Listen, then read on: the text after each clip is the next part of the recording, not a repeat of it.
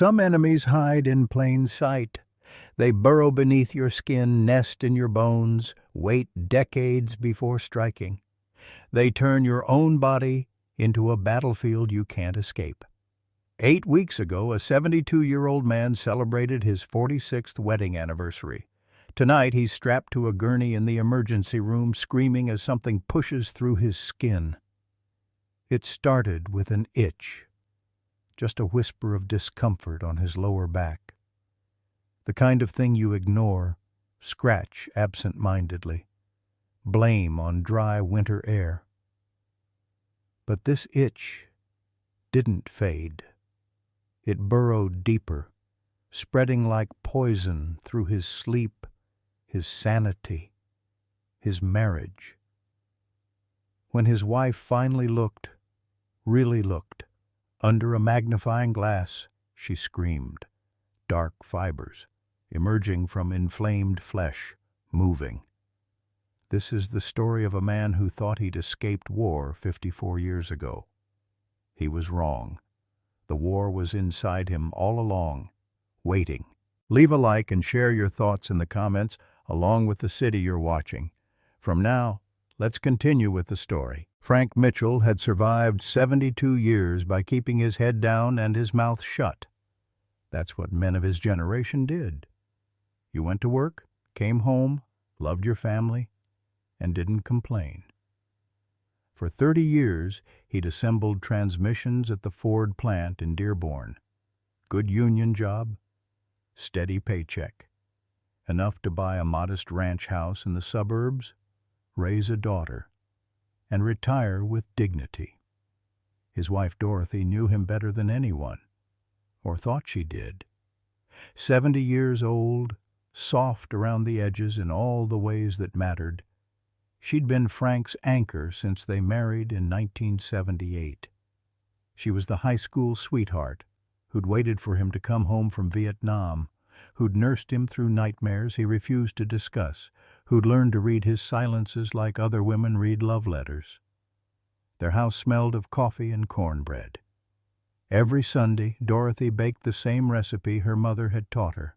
Every Sunday, Frank wore the same pale blue shirt, the color of his old uniform.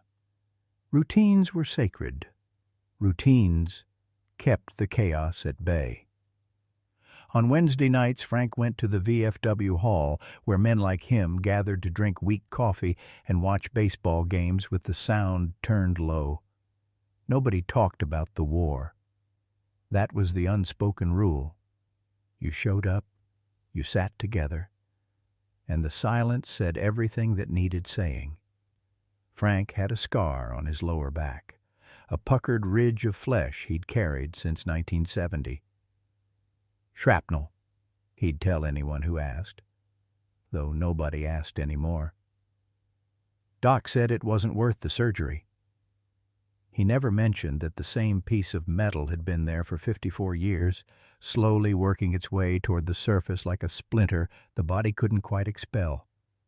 Their daughter Sarah had inherited Frank's stubbornness and Dorothy's brains. At 39, she was a successful dermatologist in Ann Arbor, an hour's drive that might as well have been 1,000 miles. Her divorce 5 years ago had opened a chasm between father and daughter, not because of what was said, but because of what wasn't. Frank didn't know how to comfort. Sarah didn't know how to forgive his silence. She visited twice a year, Christmas and Thanksgiving. The conversations were pleasant, superficial, safe. How's work? Fine. How's the weather? Cold. How's your health? Can't complain. But lately, Dorothy had noticed changes. Frank shifted constantly in his chair. He couldn't sleep past 3 in the morning. She'd find him in the garage, staring at nothing, his hand unconsciously reaching for his lower back. When she tried to touch him there, he'd flinch away. "Let me look at it," she'd say. "It's nothing," he'd reply. She'd learned not to push. 54 years ago, something had happened to Frank in the jungles of Vietnam. He'd come home different, quieter, more careful, like a man walking on ice that might crack at any moment. Dorothy had learned to love the man he became, even if she'd never fully known the boy he'd been. That was about to change. The anniversary dinner at Giovanni's should have been perfect. 46 years. The same booth by the window where a younger Frank had proposed over chicken parmesan. The same waiter, Mario, now 65 and gray but still remembering how they liked their coffee. Dorothy wore her blue dress, the one that matched Frank's eyes. He'd managed a sport coat, though his fingers trembled slightly on the buttons. "To us," Dorothy said, raising her wine glass. Frank's hand shook as he lifted his water. "To 46 more." She noticed him shift in his seat. Once, twice, 3 times in the span of a story about their neighbor's new grandson. When he reached back to touch his lower spine, she saw him wince. "You're back again?" "Old age, Dot, that's all." But when she reached across the table to touch his hand, he pulled away too quickly. The moment hung between them like smoke. That night, Frank couldn't sleep. At 2 a.m, Dorothy found him sitting on the edge of their bed, silhouetted by the blue glow of the muted television. A baseball game neither of them cared about flickered across the screen. He was scratching his lower back through his undershirt, not the absent-minded scratch of dry skin, but the desperate clawing of a man trying to dig something out. "Frank, let me look at it." "It's dry skin. Winter does this." "It's August." He turned up the volume on the television. Conversation over. Dorothy lay awake the rest of the night, listening to the rasp of his fingernails against fabric, the soft grunts of frustration when he couldn't reach the exact spot. In the darkness, she heard him whisper something that might have been a prayer, or might have been a curse. By Monday morning, Frank's coffee sat untouched. He shifted constantly at the breakfast table, his jaw tight.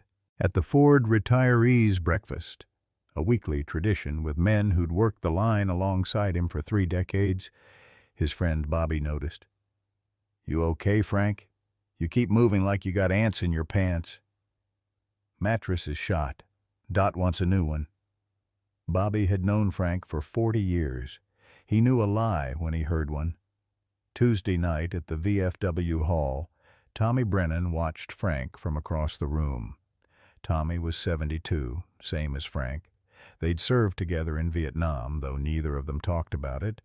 Tommy used a walker now, his knees shot from jumping out of helicopters a lifetime ago. "You've got that look," Tommy said, settling into the chair beside Frank. "What look?" "The look, like something's eating at you." Frank stared at his coffee. "You're reading into things." Tommy didn't push. That was the code. You noticed, you offered, but you didn't force it. Some things stayed buried because digging them up hurt too much. Wednesday afternoon, Frank was in the garage organizing his toolbox when he reached for a wrench. The movement sent a lightning bolt of pain through his lower back. He gasped, dropping the wrench. It clattered on the concrete floor as he stood frozen, hand pressed to his spine, waiting for the pain to pass. Thursday, Dorothy found blood on Frank's undershirt while doing laundry. Not much, just a rust-colored stain where his back pressed against the fabric. She cornered him in the kitchen. "Frank, this is serious. Must have scratched too hard in my sleep. Let me see it. I'll put some antibiotic cream on it." "Frank, Dorothy, please." His voice cracked on her name. "It's nothing." But that night, she watched him from the bathroom doorway as he stood shirtless in front of the mirror, craning his neck, trying to see his own back. He reached behind himself, scratching hard enough that she saw his skin redden under his nails. When he pulled his hand away, there was blood under his fingernails. He didn't know she was watching. When he finally turned and saw her, something passed across his face. Shame, fear, maybe both. "I'm calling Sarah tomorrow," Dorothy said. "Don't bother her with this. Frank, something is wrong. I can see it. It's just a mole. Had it since Vietnam." Dorothy's breath caught. "That's my point. Why is it bothering you now?" Frank's shoulders sagged. "The doc in 70 said it was fine. Shrapnel worked its way out." "Wait." Dorothy stepped closer. "Shrapnel? You always said it was just a mole." Frank realized his mistake. For 54 years he'd kept the story simple. Now he'd opened a door he couldn't close. "What aren't you telling me?" Dorothy's voice was barely a whisper. Frank turned away, facing the mirror again. "Nothing you need to know." But Dorothy was already reaching for her phone.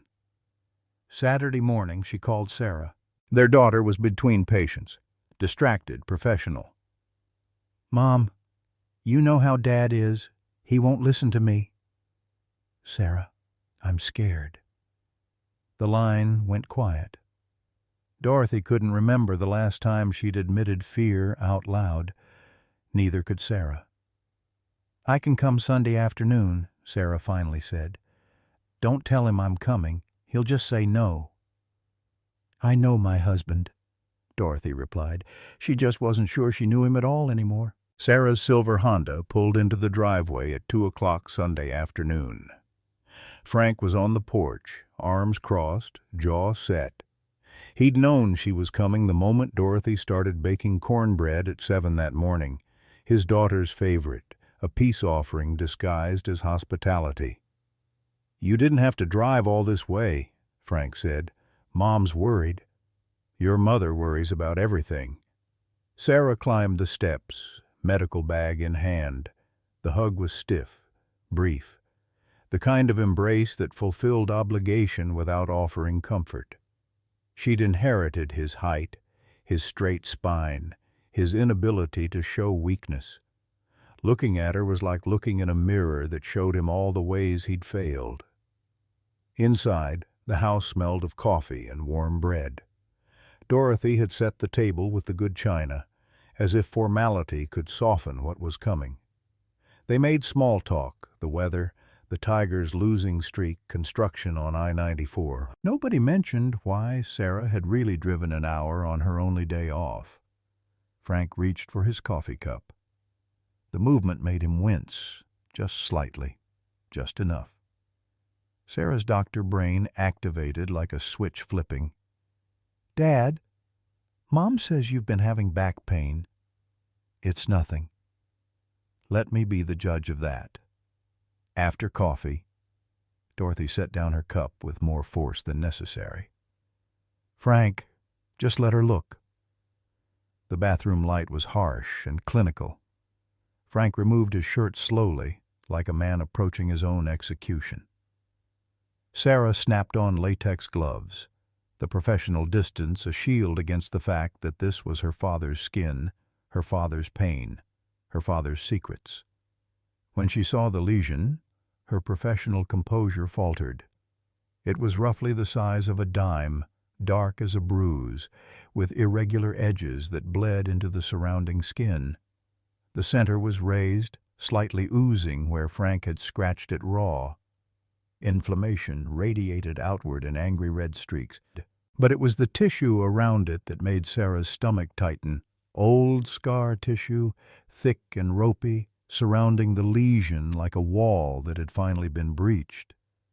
She pulled out her dermatoscope, a small handheld device with a magnifying lens and bright light.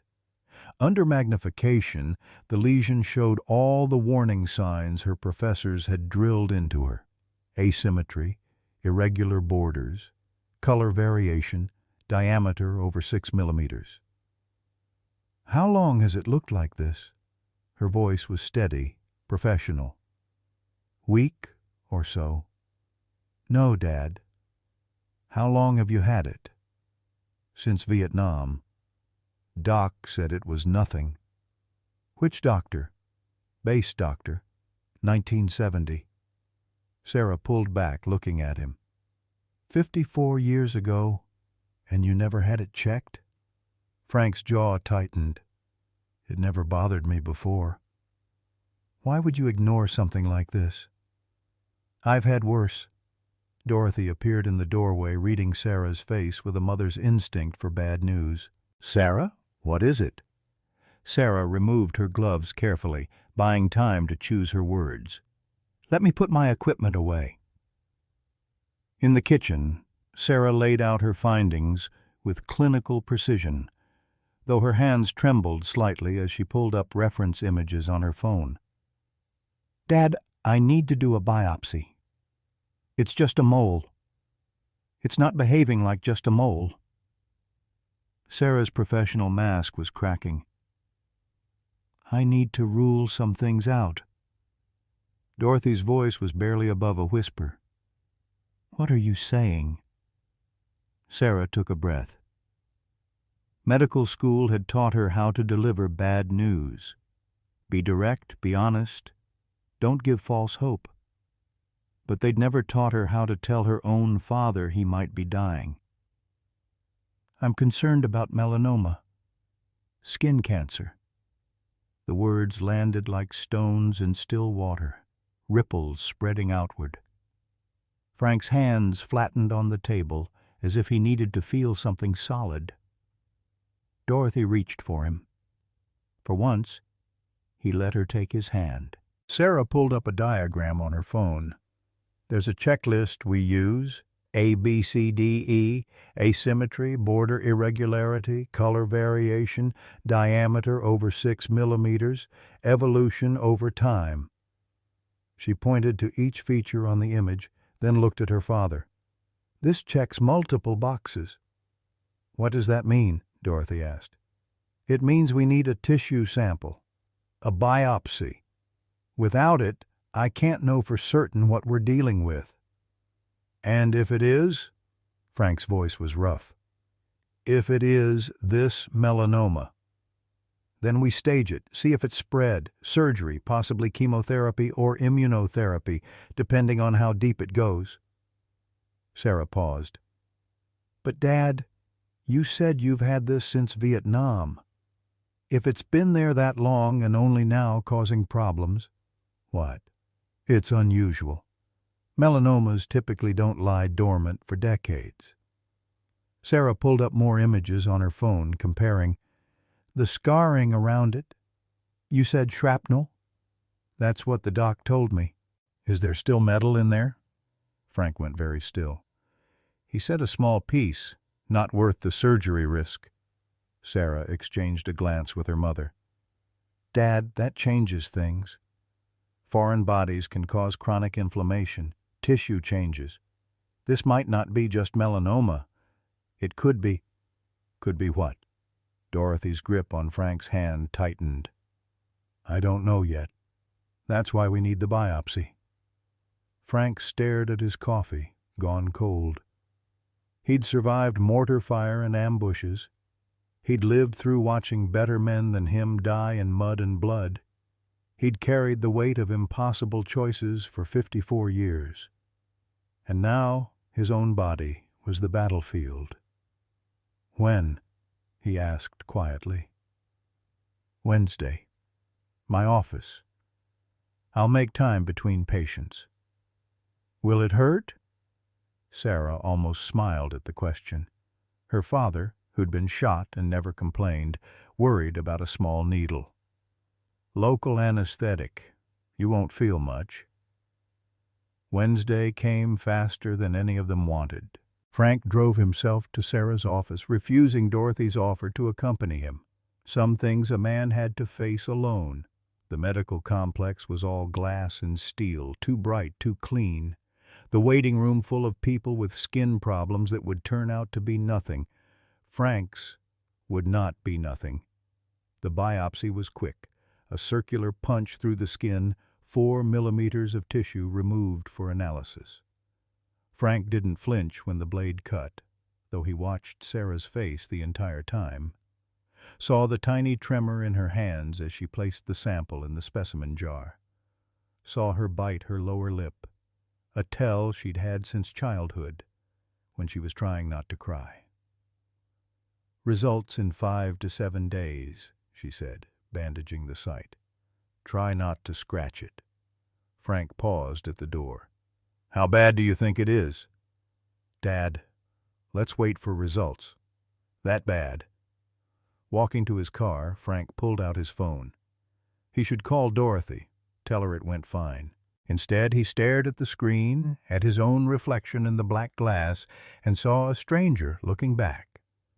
That night, he stood in the garage at midnight, staring at the metal box on the high shelf, the one he hadn't opened in 54 years, the one that held everything he'd never said. Not yet, he thought, but soon. The call came on day 6. Sarah's voice was carefully neutral, the tone doctors use when delivering news that will change everything. The pathology came back.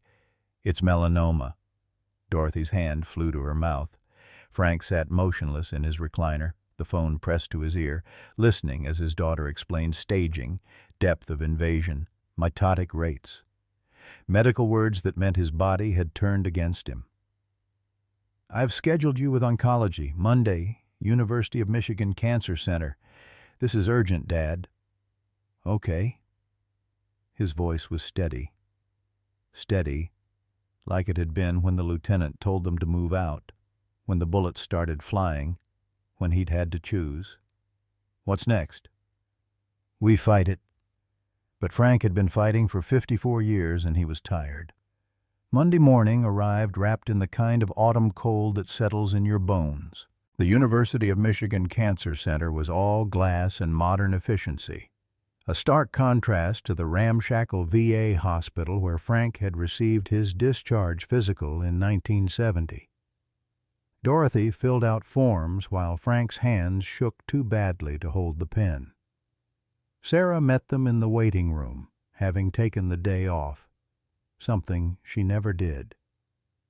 Dr. Patricia Chen was 50-something, with efficient hands and kind eyes that had seen too much suffering to offer false hope. She reviewed Sarah's biopsy slides on a large monitor, pointing out features that meant nothing to Frank but everything to his future. "We need imaging, CT scan, PET scan, blood work. We need to see if it's spread." "And if it has?" Frank's voice was hoarse. Dr. Chen met his eyes.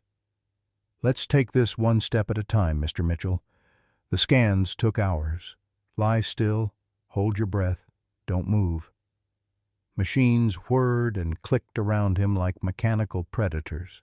A radioactive tracer pumped through his veins, lighting up any cells that were dividing too fast, growing where they shouldn't. Frank stared at the ceiling and thought about Tommy Brennan, about Lieutenant Miller, about a jungle that smelled like rot and fear. The results came Friday. Dr. Chen's office, too warm, too bright. Sarah sat on his right, Dorothy on his left, both women forming a wall between him and whatever was coming. "Good news and complicated news," Dr. Chen began. "The scans show no obvious metastases to other organs. The cancer appears localized." Dorothy exhaled. Frank didn't. "The complicated news is that we found something unusual on the imaging." Dr. Chen pulled up the CT scan, pointing to a small bright object near Frank's spine. "There's a foreign body here, near your L3 vertebra." "The shrapnel," Frank said. "Shrapnel." Dr. Chen looked at Sarah, who pulled up Frank's incomplete medical history. "From Vietnam," Sarah explained. "He said it was too risky to remove." "Was this documented?" Dr. Chen asked. Frank shook his head. "Never went to VA after discharge." The doctor's expression shifted, not judgment, but concern. "Mr. Mitchell, this complicates surgery. The object is very close to nerve roots. We'll need a neurosurgeon consult. There's a risk of nerve damage, possibly paralysis." The word hung in the air like smoke. But you can remove it? Dorothy's voice was small. We can try. But I want to understand what we're dealing with first. Mr. Mitchell, do you have any old X-rays from when this happened? No. Records from the field hospital? Don't know. Never looked. Dr. Chen made a note. I'll request them from the VA. In the meantime, we schedule the surgical consult. In the parking garage, none of them spoke. Sarah drove them home while Frank stared out the window at a world that suddenly felt very far away. That evening, Frank was feeding Sargent, the stray cat who'd appeared 2 months ago, when the animal spooked at a car backfire. Claws raked across Frank's hand, drawing blood. Sarah saw it immediately when they sat down for dinner. Dad, when did Sargent start coming around? Couple months ago. Why? Sarah's medical brain was already connecting dots that might not connect. Cat scratch disease, Bartonella hensela. It can cause lymph node swelling, skin issues, chronic inflammation. You think the cat did this? I think we should rule it out. The blood test came back positive for past Bartonella exposure, common in anyone who'd been around cats. Dorothy looked at Frank across the kitchen table. Maybe Sargent shouldn't come around anymore. Frank's response was sharp, immediate. The cat stays. Dorothy blinked, startled. Frank rarely raised his voice. He's not the problem, Frank said, softer now. He didn't do anything wrong. There was something in his tone, something fierce and protective that Dorothy hadn't heard in years, as if Frank was defending more than just a stray cat, as if he was defending every innocent thing that had ever been blamed for someone else's wounds. Sarah prescribed antibiotics anyway. Frank took them faithfully, twice daily for 2 weeks. The itch didn't improve. The inflammation didn't subside. Whatever was wrong with him, it wasn't the cat. But Frank kept feeding Sargent every evening, kept protecting something that couldn't protect itself. Dorothy watched through the kitchen window and wondered what her husband was really trying to save. The VA psychiatrist referral came from Dr. Chen, delivered with careful diplomacy. Sometimes trauma manifests physically. Stress can exacerbate underlying conditions. Frank initially refused. Dorothy insisted. For me, Frank, please, doctor. Marcus Reed's office was in the VA outpatient clinic, decorated with the calculated neutrality of a man who understood soldiers. American flag in the corner, degrees on the wall, a photo of him in desert camouflage, Gulf War, judging by the date. He knew what it meant to serve, to carry weight you couldn't put down. Mr. Mitchell, thank you for your service. He extended his hand. Frank shook it. His throat tightened around words he couldn't say. They sat. The clock ticked. Dr. Reed waited with the patience of someone who'd learned that silence was often the first thing that needed healing. Do you want to tell me about Vietnam? Dr. Reed finally asked. Not particularly. Fair enough. Tell me about the itch. Doctors say it's melanoma. And what do you say? Frank looked at his hands, calloused from 30 years on the Ford line, scarred from a war he'd tried to forget. I say it's finally catching up to me. What is? Silence. The clock. Frank's breathing. Everything. Over the next 3 sessions, fragments emerged. Frank had been a medic, sort of. Not trained, but when their actual medic got hit in the first minutes of an ambush, someone had to try. Frank had been that someone. 21 years old, terrified, covered in other men's blood. Sometimes I made the wrong call, Frank said during the 3rd session. Tell me about that. But Frank couldn't. Not yet. Not the part about having to choose between 2 wounded men. Not the part about Tommy's survivable leg wound versus Lieutenant Miller's chest cavity that wouldn't stop bleeding. Not the part about going to the closer one, the easier one, and hearing Miller scream, "Don't leave me!" Dr. Reed assessed him for PTSD. Nightmares? Yes. Worse lately. Hypervigilance? Sometimes. Helicopter sounds made his chest tight. Avoidance? Yes. He wouldn't watch war movies, wouldn't talk about Vietnam, wouldn't open the metal box in his garage. Anniversary reactions? Dr. Reed asked. Every January. Frank didn't elaborate. Didn't say January 1970 was when it happened, when he'd made the choice that had defined every day since. Can PTSD cause itching? Frank asked. The mind and body are connected. Stress suppresses immune function. It can make physical conditions worse. So yes? It's not either or, Mr. Mitchell. It's both and. The therapy helped slightly. The nightmares reduced from nightly to every few days. Frank started talking more, though every word felt like pulling shrapnel from a wound. But the itch remained, constant and maddening, a reminder that some things couldn't be talked away. During one session, Dr. Reed's question triggered something Frank couldn't control. Tell me about the last time you saw combat. Suddenly Frank wasn't in the VA office anymore. He was 21 again, soaked by a monsoon rain that turned the jungle floor to soup. His uniform stuck to his skin. His M16 felt impossibly heavy. Around him, 19 other men moved through the green darkness, young faces trying to look hard. Tommy Brennan was on his right, making quiet jokes to cover his fear. Lieutenant James Miller had the map, barking orders in a voice that cracked on certain words. Their medic, Doc Reynolds, carried more weight than any of them. Medical supplies that might save them or prove useless depending on what happened next. The ambush came from everywhere at once. Muzzle flashes in the rain, someone screaming. Frank hit the ground so hard his teeth rattled. "Medic! Medic!" He looked up. Doc Reynolds wasn't moving.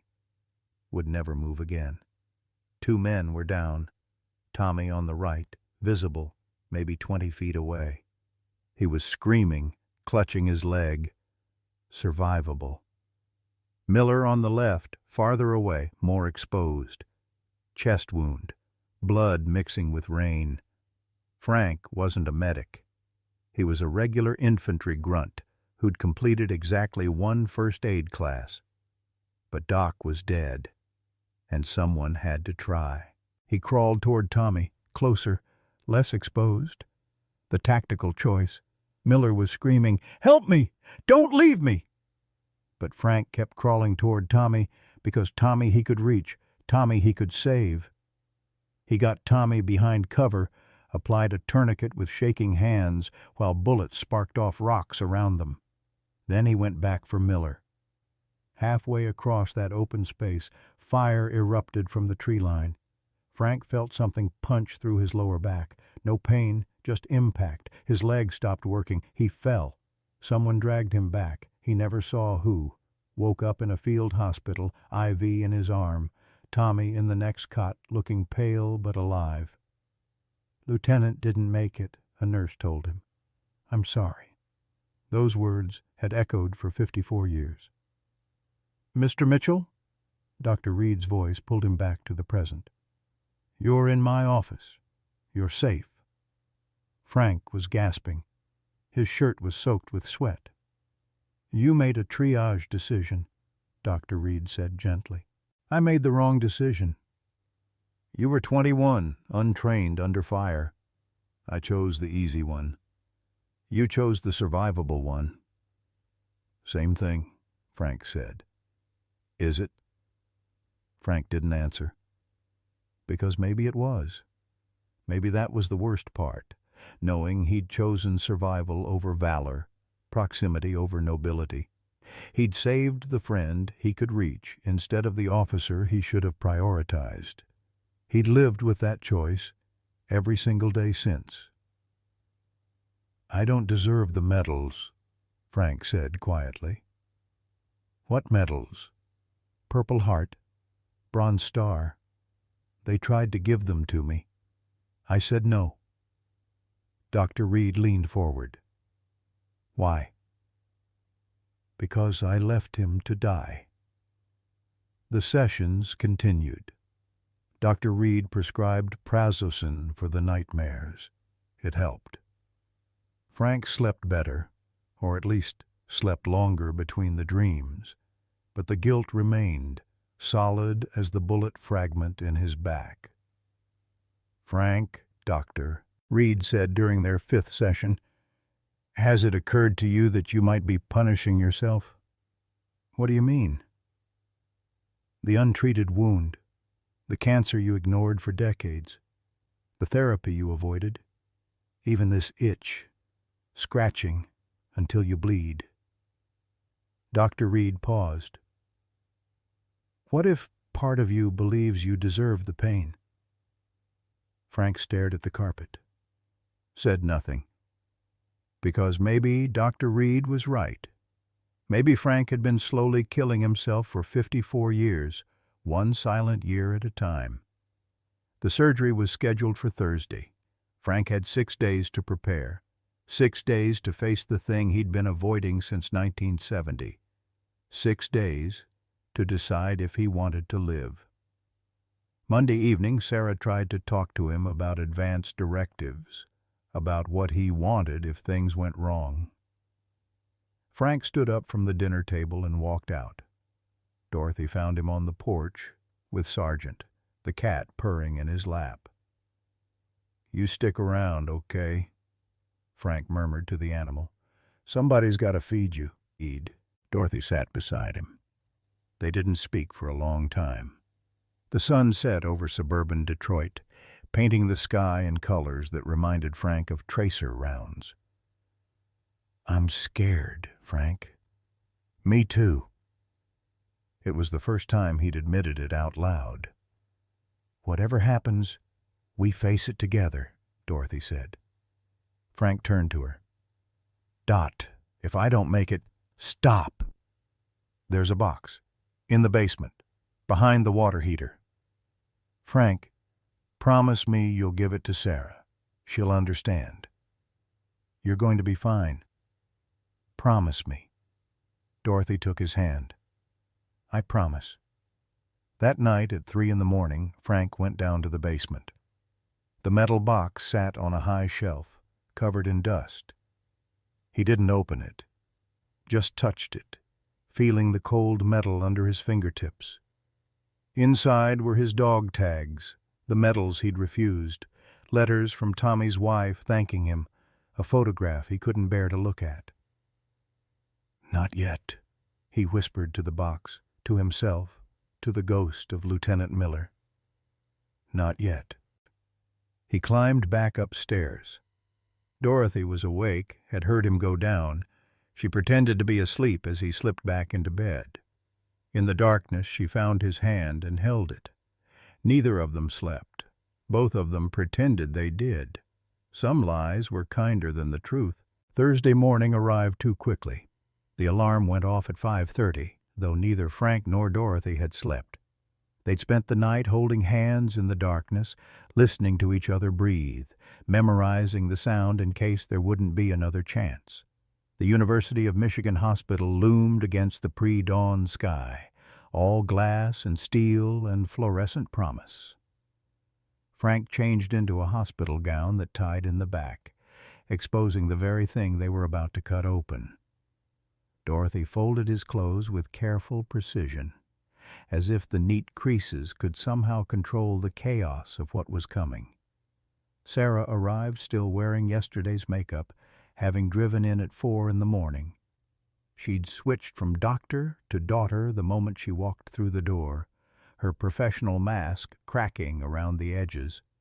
The pre-op area bustled with efficient nurses who'd done this 1,000 times. IV placement, vital signs, consent forms signed with a pen that felt too heavy. Dr. Patricia Chen appeared in surgical scrubs, her hair tucked under a blue cap, projecting the kind of confidence that came from years of cutting into human bodies. "We'll take good care of him," she said, squeezing Dorothy's shoulder. Dr. Alan Foster, the neurosurgeon, was quieter, more cautious. He explained the risks again: nerve damage, paralysis, infection. His hands moved as he talked, demonstrating angles of approach, planes of dissection. Frank watched those hands and tried to imagine them inside his body, separating muscle from bone, lifting out the thing that had been there longer than his daughter had been alive. The anesthesiologist was young, cheerful, the kind of optimism that came from not having seen enough things go wrong yet. "You'll go to sleep, wake up, all done. That's simple." "That's simple?" Frank's voice was rough. "That's simple." But Frank had been a soldier. He knew nothing was ever that simple. Dorothy was allowed in for the final moments. She stood beside the gurney, gripping Frank's hand like she could anchor him to this world through sheer force of will. "I love you," she whispered. "Love you too, Dot. 46 years wasn't enough." "We'll have 46 more." "Promise?" Dorothy kissed his forehead, tasting salt, his sweat or her tears, impossible to tell. "Promise." Frank reached up with his free hand, touched her face, traced the lines that time and worry had carved there. "You're the best thing that ever happened to me. Then you better come back to me." Sarah stepped forward as they began to wheel Frank away. "Dad, wait." He looked at her, really looked at her, maybe for the first time in 5 years. "I love you." "I should have said it more." "I know, sweetheart, I love you too." Frank's voice broke. "You're going to be a hell of a doctor." "I already am." He smiled, genuine. "Damn right." The doors to the operating room swung closed. Dorothy and Sarah stood in the hallway, suddenly alone, the fluorescent lights too bright, the silence too loud. "He's going to be fine," Sarah said, but her voice shook. Dorothy turned to her daughter. "Is he?" Sarah hesitated too long. "I don't know." Inside the operating room, Frank counted backward from 10, got to 7. Then darkness swallowed him whole. Dr. Chen made the first incision with the precision of a master craftsman. The scalpel bit through skin, through subcutaneous fat, exposing the tissue beneath. She'd planned for a wide excision, 2 centimeters of clear margin around the suspicious lesion, standard procedure for melanoma. But the tissue wasn't standard. Under the bright surgical lights, the area around the old scar showed chronic inflammation, granulation tissue that shouldn't have been there. The layers were wrong, scarred in patterns that spoke of decades of low-grade infection, of the body trying to wall something off and failing, slowly, for 54 years. "Something's different here," Dr. Foster said, probing gently with a gloved finger. He used the ultrasound wand, the screen showing shadows and bright spots that meant metal, meant foreign objects that shouldn't exist inside a human spine.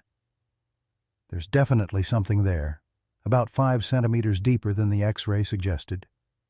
"Can you see it clearly?" "Not yet. Let me dissect down." The tissue around the object was more vascular than expected. Small arteries and veins had grown around whatever was buried there, the body attempting to supply blood to the chronic wound. When Dr. Foster cauterized one vessel, 2 more started bleeding. "Suction," he said calmly, but his jaw tightened. Visibility was difficult. The field kept filling with blood. But slowly, carefully, he worked his way down through layers of scar tissue that had built up over 5 decades. "I can see it," Dr. Foster said finally. The surgical nurse leaned in. "What is it?" "Looks like a bullet fragment. Small caliber." He paused, studying the monitor. 7.62 millimeter, if I had to guess. Dr. Chen frowned. "I thought the chart said shrapnel." "This is definitely a bullet, and it's close to the nerve root." In the waiting room, 2 hours had passed. Dorothy clutched her rosary beads. She wasn't particularly religious, but her mother had given them to her, and they were something to hold on to. Sarah paced, checked her phone, paced again. Other families came and went, hearing good news, bad news, no news. Dorothy and Sarah got silence. "It shouldn't take this long," Sarah said. Dorothy didn't answer. Because she knew her husband was strong, had survived worse, but she also knew that strength had limits, and maybe Frank had finally reached his. Back in the operating room, Dr. Foster made his decision. "Recommend removal. This thing is causing chronic inflammation. Could be why the tissue changes looked like melanoma." "Agreed," Dr. Chen said, "but carefully." Millimeter by millimeter, Dr. Foster worked the fragment free. But it had been there so long, encapsulated in so much scar tissue, that when he finally got purchase on it, the fragment broke apart. Damn it! Multiple pieces, some no bigger than grains of sand. Each one had to be found, isolated, removed. Dr. Foster switched to microsurgical instruments, working under magnification. 45 minutes just for the bullet removal. The surgery was running long, well past the estimated time. At 3 hours, a nurse came out to update Dorothy and Sarah. "Everything's fine, just taking longer than expected. The doctor will talk to you when they're done." "Is he okay?" Dorothy asked. "He's doing well." But Sarah was a doctor. She knew that taking longer than expected was never good news. Inside, Dr. Foster finally extracted the last visible fragment. He placed them all in a specimen cup, pieces of a bullet that had been fired 54 years ago, that had traveled through jungle air and Vietnamese rain, that had buried itself in a 21-year-old soldier's back, and waited. "All out," he said. "Nerve looks intact." "Thank God," Dr. Chen breathed. She excised the melanoma-like lesion, removed the sentinel lymph node, began the process of closing a wound that had been open in various ways for more than half a century. The pathologist was examining the tissue in real time, using a microscope in the corner of the room. Suddenly she looked up. "Dr. Chen? You should see this." Dr. Chen stepped over, looked through the eyepiece. Under magnification, the tissue showed clear granuloma formation, the body's response to a foreign object. Inflammatory cells, giant cells, chronic changes, but not cancer.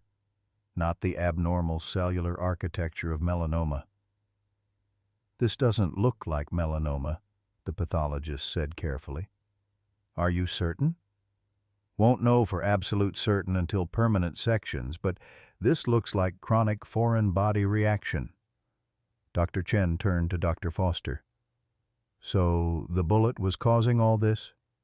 "Appears so.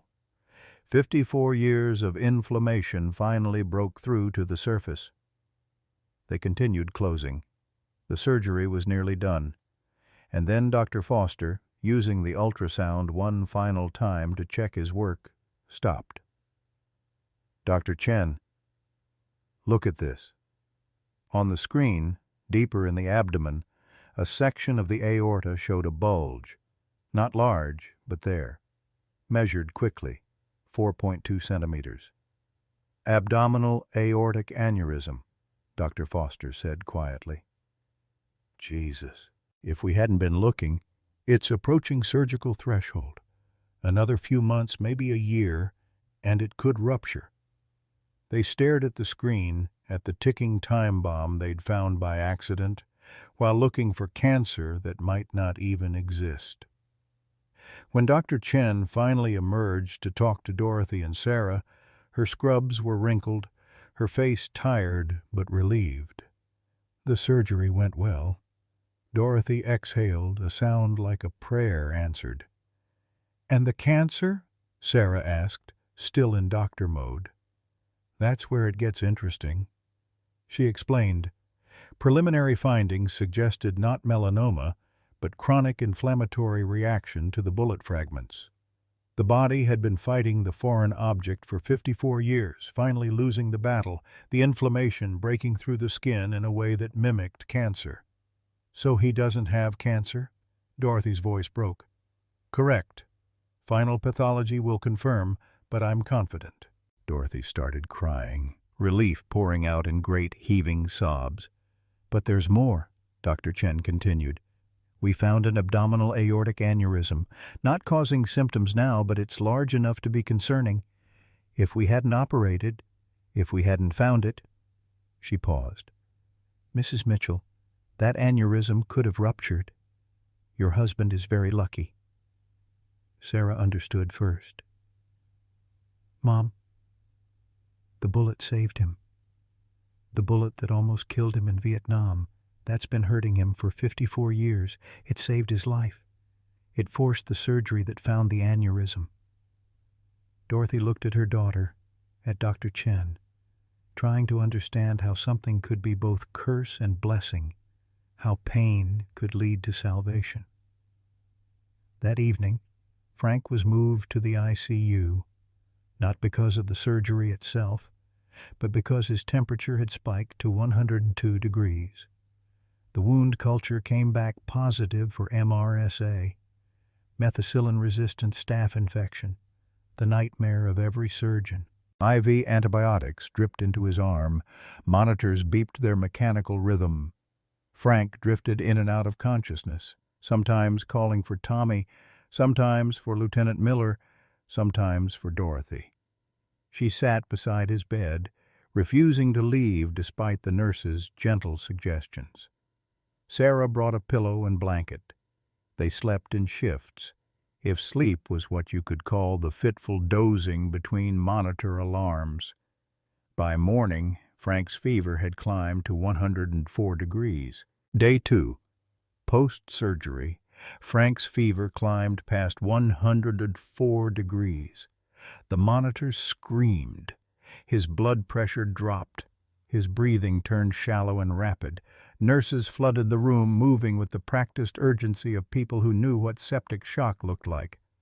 Dr. Chen was paged from another surgery.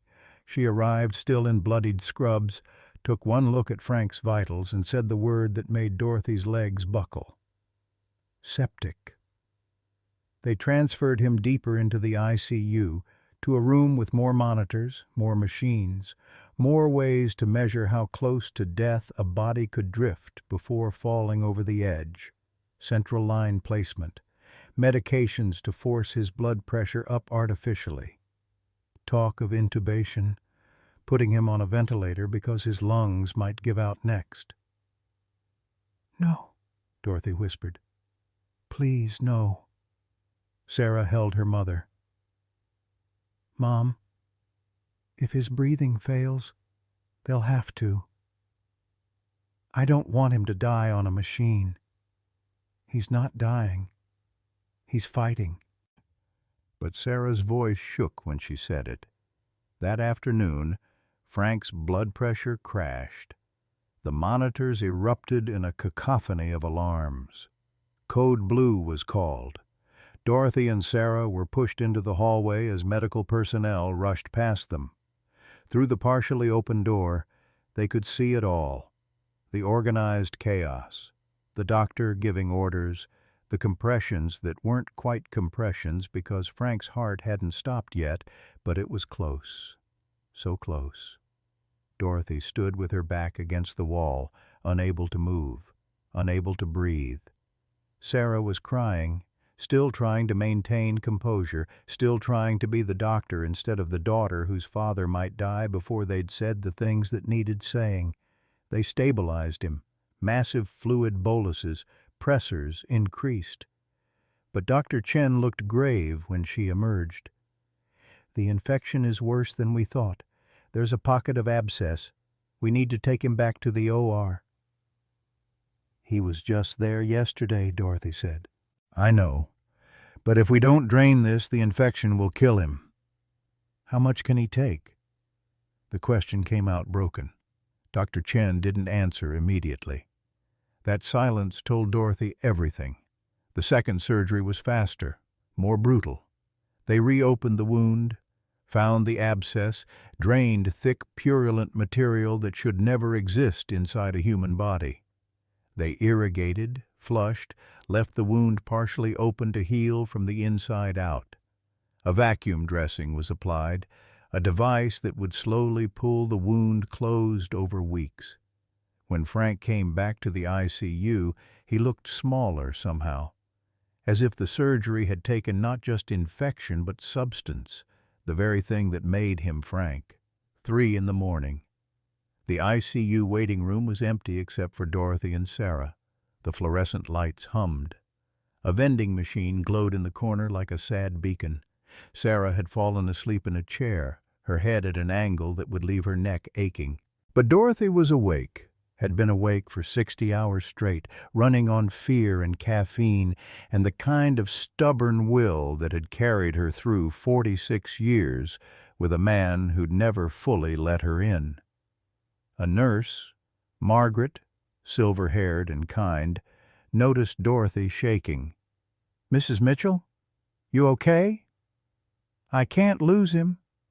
Margaret brought tea, sat down. "Tell me about him. We've been married 46 years. I thought we'd have more time." The words came then, unprompted, the confession of a woman who'd spent nearly 5 decades loving someone she didn't fully know. "He never talked about the war. I knew it hurt him, but I didn't push. Was I wrong? Should I have pushed?" Margaret's expression was gentle. "You respected his boundaries." "What if those boundaries kept him sick? Sarah thinks I enabled him. Let him hide." Dorothy's voice cracked. "Maybe if I'd insisted he face it earlier. Maybe if I'd made him go to therapy years ago. Maybe we wouldn't be here." "Mrs. Mitchell, you can't blame yourself." "Can't I? I knew he was carrying something. I could see it in the way he woke up at night, in the way he'd go quiet sometimes, staring at nothing. I saw it, and I let it be, because it was easier than fighting him on it." Margaret took Dorothy's hand. "Men of that generation didn't know how to talk about these things. You loved him the best way you knew how. Was it enough? Look at you, sitting here at 3 in the morning. That's love. That's always enough." Dorothy closed her eyes, and for the first time in decades, she prayed. Not the rote prayers of Sunday service, but the raw pleading of someone who had nothing left but hope. "God, I don't ask for much, but I'm asking now. Give us more time. There's so much he hasn't said, so much I haven't asked. Please. Just a little more time." In the ICU bed, Frank drifted through fever dreams that mixed past and present until he couldn't tell which was real. The jungle and the hospital room overlapped, the rain and the IV drip, the blood on his hands and the blood in the surgical drain. He was running through mud that sucked at his boots. Tommy's voice, "Frank! Help!" Lieutenant Miller, "Don't leave me!" Frank, trying to reach both, his arms heavy, his legs refusing to move, sinking, drowning in mud that tasted like copper and fear. Voices layered over each other. "Miller, you chose wrong." Dorothy, "Come back to me." Sarah, "I love you." Tommy, "It's not your fault." And Doc Reynolds, dead these 54 years, "You did your best." "I didn't save him," Frank tried to say, but his mouth wouldn't work. "Which one?" The voices asked in unison. "Which one? Which one? Which one? In the dream, Frank looked at his own back. The bullet glowed, burning, growing larger. "It's eating you alive," someone said. Maybe himself. "I deserve it," he answered. "No, you don't," Dorothy's voice, cutting through the fever. "You were trying to save someone. I let him die. You were trying to save someone else." The scene replayed, again and again, different outcomes every time. Save Tommy, Miller dies. Save Miller, Tommy dies. Save both, Frank dies. Save neither, everyone lives. Nothing made sense. The logic broke down. Frank was screaming, but no sound came out. A nurse appeared, real, not dream. "Mr. Mitchell, you're okay. You're in the hospital. You're safe." But Frank couldn't tell her he wasn't safe, had never been safe, not since January 1970, when he'd made the choice that defined every day after. During the intubation that night, necessary because his breathing had become too labored, Frank tried to speak. Tried to tell them about Tommy, about Miller, about the choice. But the tube went down his throat, and the words stayed trapped inside, just like they'd been trapped for 54 years. Morning of day 3. Sarah sat in the hospital cafeteria, forcing down coffee that tasted like regret. Her phone showed the military records she'd finally received from the VA. She read through them, seeing her father's service in stark bureaucratic language. Combat medic, temporary assignment. Wound sustained during rescue operation. Recommended for Bronze Star, declined. She found Tommy Brennan's name, an incident report. Frank's statement, brief and clinical. "I did what anyone would do." But between the lines, Sarah could read what her father had carried. The weight of choice, the guilt of survival, the terrible mathematics of triage when there's no right answer, only degrees of wrong. She went to find her mother. Dorothy was sitting by Frank's bedside, holding his hand even though he was sedated, even though he couldn't feel it. "Mom," Sarah said quietly, "did you know Dad was a medic?" "Sort of. He never talked about it." Sarah showed her the records. "He saved someone. Tommy Brennan. There was a battle. Dad pulled him out." Dorothy read, her finger tracing the words as if she could find her husband in the bureaucratic language. "He thinks he failed," Sarah said. "What?" "The guilt, the silence, all these years." Sarah's voice broke. "Mom, he thinks he failed someone. He thinks he made the wrong choice." Dorothy looked at Frank's face, peaceful in sedation, free from the nightmares for the moment. "Who?" "I don't know, but we need to find out." Because Frank's body might survive the infection, but Dorothy understood now that there was another wound, deeper and older, that had been killing him slowly for 54 years. And if they didn't find a way to heal that wound, even if his body lived, the man she loved might be lost forever. Day 4. Frank opened his eyes. The ventilator tube was still down his throat, but he was awake, truly awake, not drowning in fever dreams. Dorothy was holding his hand. When he squeezed weakly, she gasped and called for the nurse. Within an hour, the respiratory therapist removed the tube. Frank coughed, his throat raw, his voice barely a whisper. "Dot?" "I'm here, baby. I'm here." "How long?" 3 days. "Feels like years." Sarah appeared in the doorway, relief and exhaustion warring on her face. She checked his vitals with a doctor's efficiency, but her hands trembled when she touched his forehead, feeling for fever. "Dad?" Her voice broke on the word. Frank looked at his daughter, then at his wife. Something had changed.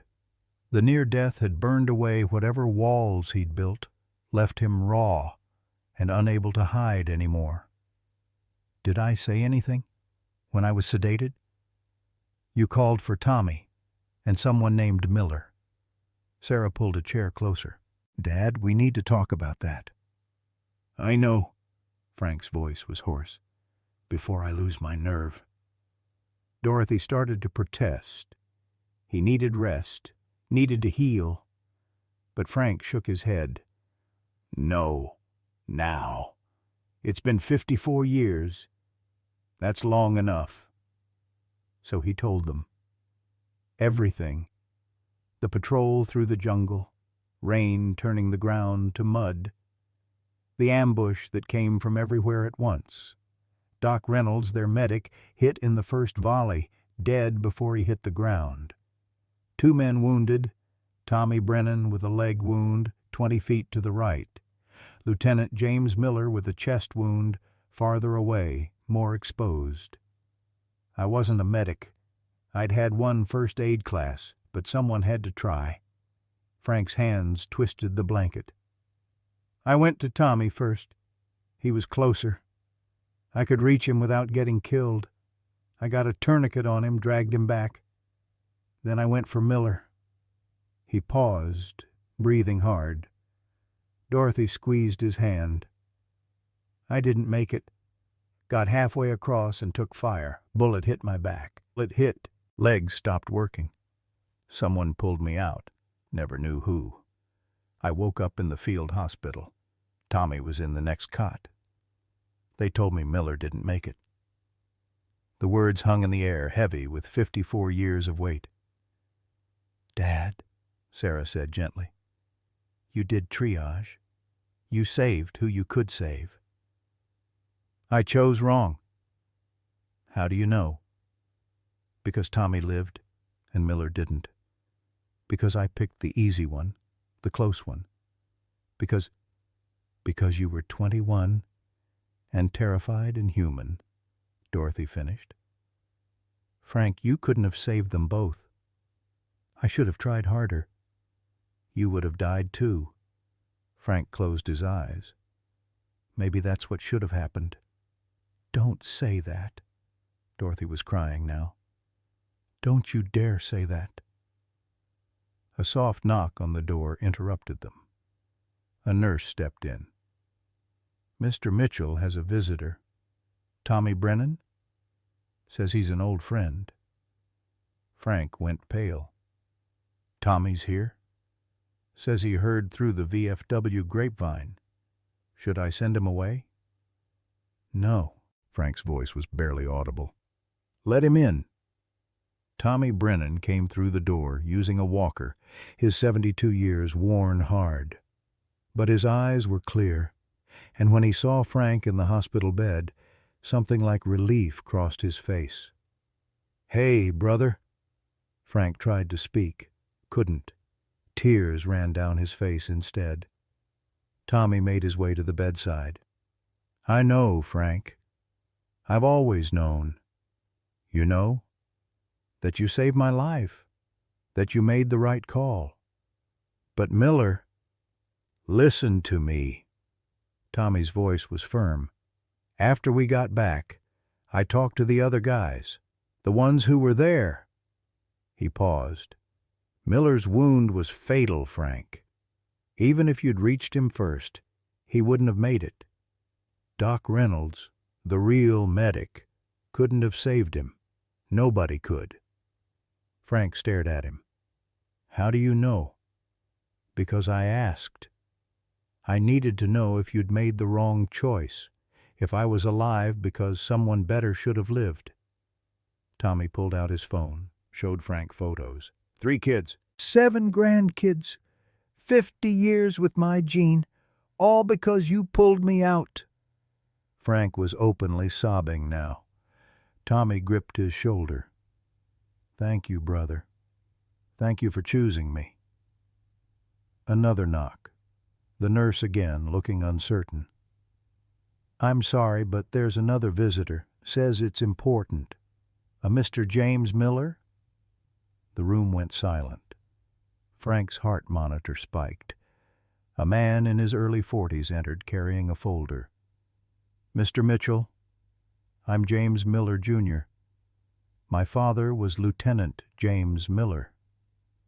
Frank couldn't breathe. "I'm so sorry. I couldn't save him." "Mr. Mitchell." The man's voice was gentle. "My father didn't die that day." The words didn't make sense. Frank looked at Tommy, who looked equally shocked. "My father survived. He was evacuated by another medic who arrived after you were wounded. Critical condition, but he made it. Spent months in recovery, but he lived." James Jr. opened the folder. "He died in 2019 at 78 years old. Cancer." Frank felt like the bed was falling away beneath him. But Tommy said he was initially listed as KIA. The field hospital mixed up records. By the time it was corrected, you'd already been discharged. James Jr. pulled out a photograph. "This is my father with me at my college graduation, with my children. He got 50 years of life after Vietnam." He handed Frank a letter, yellowed with age, dated 1985. "He tried to find you, to thank you. He never could. When I found out you were here, I had to come." Frank's hands shook as he unfolded the letter. The handwriting was careful, measured. "Dear Sergeant Mitchell, I heard you believed I died the day you were wounded. I want you to know I didn't. You made the right choice. Tommy Brennan had a wife and baby daughter. He had a chance if you acted fast. My wound was critical. If you'd come to me first, we both would have died, and Tommy with us. You followed triage protocol. You saved a life. That's all any soldier can do. Because of you, a father came home to his family. I got to meet my son, born 6 months after I returned. I got to watch him grow up. I got to have a life. Thank you for your sacrifice. Thank you for your service. With respect and gratitude, James Miller, Lieutenant, U.S. Army." Frank couldn't see the words anymore through his tears. Dorothy was crying. Sarah was crying. Tommy stood with his hand still on Frank's shoulder. 54 years of guilt. 54 years of believing he'd chosen wrong, failed someone who'd trusted him, carried a burden that should never have been his to carry. And it had all been a mistake. A terrible, merciful mistake. "He forgave me," Frank whispered. "He was never angry," James Jr. said. "He was grateful." That evening, Sarah brought the metal box from Frank's basement. They opened it together. Dorothy, Sarah, Frank, and Tommy, who'd refused to leave. Inside, a purple heart. A bronze star. Frank had never claimed. Dog tags. Letters from Tommy's wife thanking Frank, sent in the years after the war. Letters Frank had never read because he couldn't face them. And at the bottom, a photograph. Frank, at 21, covered in mud and blood, carrying Tommy Brennan over his shoulder. On the back, in Tommy's handwriting, dated 2018, "To my brother Frank, you gave me 50 years. Thank you." "I never read them," Frank said. "The letters. I couldn't." "Read them now," Dorothy said. So he did. All of them. Every word of gratitude he'd thought he didn't deserve. And slowly, finally, after 54 years, Frank Mitchell began to forgive himself. 2 weeks later, Frank came home. The wound was healing, slowly but surely. No cancer. The aneurysm was scheduled for repair in 6 weeks, a routine procedure now that they knew it was there. He walked with Sarah's help from the car to the house, where Sargent waited on the porch, meowing indignantly at his absence. "Missed you too, soldier," Frank said, scratching behind the cat's ears. Inside, the house smelled like cornbread. Dorothy had been baking since dawn, her love language expressed in flour and butter. The metal box sat on the kitchen table now, no longer hidden in the basement. The letters were framed on the wall. Tommy's thank you notes, Miller's letter of gratitude. A reminder that the burden Frank had carried all these years had been built on incomplete information and unnecessary guilt. Sarah visited every weekend now, not out of obligation, but because she wanted to. They cooked together, the three of them, talking about things they'd never discussed before. Sarah's divorce, Frank's war, the years of silence that had hurt them both. "I didn't know how to help you," Frank admitted one Sunday, "with the divorce. I never learned how to talk about feelings." "I know that now," Sarah said. "I'm sorry I blamed you for it." "I'm sorry I let you." Dorothy watched them and cried happy tears into her coffee. 6 weeks post-surgery, the local VFW post held a ceremony. Frank wore his dress uniform from 1970, tight across the shoulders now but still fitting. Tommy was there, along with James Miller, Jr., who'd brought his father's flag. The small hall was packed with veterans who understood what it meant to carry weight you couldn't put down, to finally be allowed to set it down. Frank accepted the Bronze Star he'd refused 54 years earlier. His hands shook as the commander pinned it to his chest. When they asked him to speak, he kept it brief. "I thought I failed. I was wrong. I thought silence was strength." "I was wrong about that, too." He looked at the younger veterans in the crowd. "Don't wait 54 years like I did. Talk, heal, forgive yourself." The applause was thunderous. 3 months later, on a Sunday morning, Frank stood at the stove making eggs. Dorothy's cornbread cooled on the counter. Sarah was visiting with someone new, a kind-faced man she'd met at a hospital fundraiser. Sam Cooke played on the old radio. Baseball highlights flickered on the television. Sergeant dozed in a patch of sunlight on the windowsill. "Look at you, Mr. Domestic," Dorothy teased from the table. Frank smiled, genuine and unguarded. "Learning new tricks." "Proud of you, Dad," Sarah said. Frank looked at his daughter, at his wife, at the life he'd almost lost because he'd been too afraid to face the past. "Proud of us." Outside, autumn leaves fell in the Michigan wind. Inside, Frank Mitchell was finally, completely home. Some wounds take 54 years to heal, but healed they were.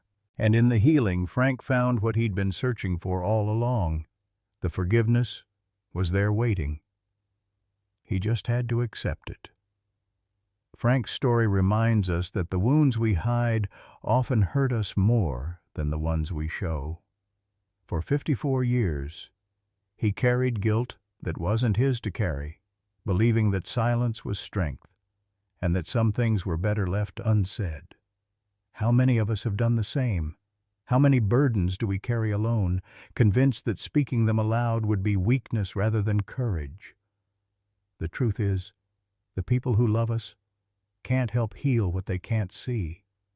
Frank almost died, not just from the bullet that lodged in his back, but from the weight of words he never spoke, forgiveness he never sought, and pain he bore in silence. His story teaches us that it's never too late to open that locked box in your heart, to say the things that need saying, to accept the grace that's been waiting all along. Sometimes the bravest thing we can do is simply tell the truth about what we've carried. What burden have you been carrying alone that maybe, just maybe, it's time to set down? Have you ever discovered that something you blamed yourself for wasn't your fault after all? Share your story in the comments. Your words might be exactly what someone else needs to hear today.